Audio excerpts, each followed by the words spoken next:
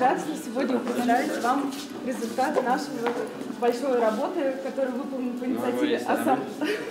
Спасибо. Сегодня в присутственных местах Кремля Рустама Минниханова представили выставку «Казанское Поволжье. Образы народной культуры». Это уникальное собрание. Реконструировали 29 костюмов народов Поволжья конца 19-го, начала 20 века. Представлены образы городских и сельских жителей – русских, татар, башкир, чуваши, мордвы, удмуртов и марийцев. Это действительно уникальный проект. Подобных проектов еще не было в России. Воссозданы образы, чтобы они были с полным набором тех компонентов, которые требовалось. Это такое пособие, методическое пособие и для фольклорных коллективов, и для мастеров, дизайнеров. Многие элементы одежды, украшений и аксессуаров выполнены вручную на основе сохранившихся музейных экспонатов и частных коллекций. Рустам Минниханов высоко оценил выставочные работы. Вдохновившись коллекцией, поставил задачу – организовать производство национальной одежды, чтобы любой желающий мог ее купить.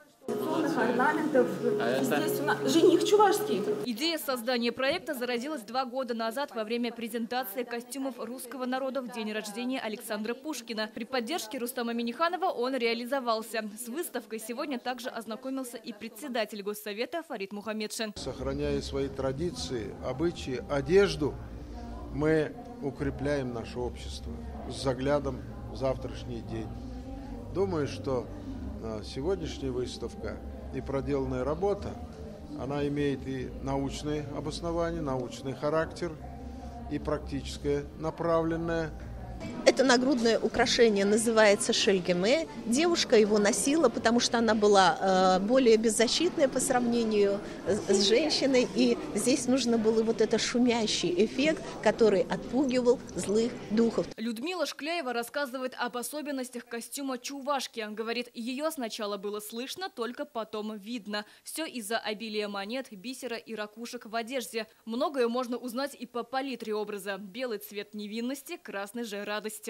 Это не просто платок, это платок невесты. Его вышивала каждая девочка. Она готовила приданное себе, начиная с 7 лет. Их учили уже вышивать. И к 13-14 годам у них был готов весь комплект. Русский национальный костюм здесь представлен на 4 моделях. Это мужские и женские праздничные наряды жителей Лаишевского уезда Казанской губернии конца 19 века. Ну, конечно же, изюминкой коллекции является вот этот образ русской невесты. Он состоит из праздничного сарафана, белой рубахи с длинными рукавами и широким воротником. Здесь же множество украшений: цветочный венок, шейные украшения барок и серьги из бисера.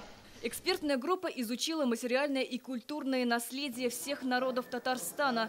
Издана специальная книга. Выставка работает до 1 октября. Затем переедет в Дом дружбы народов. Сирина Васильева, Александр Вольнов, ТНВ, Казань.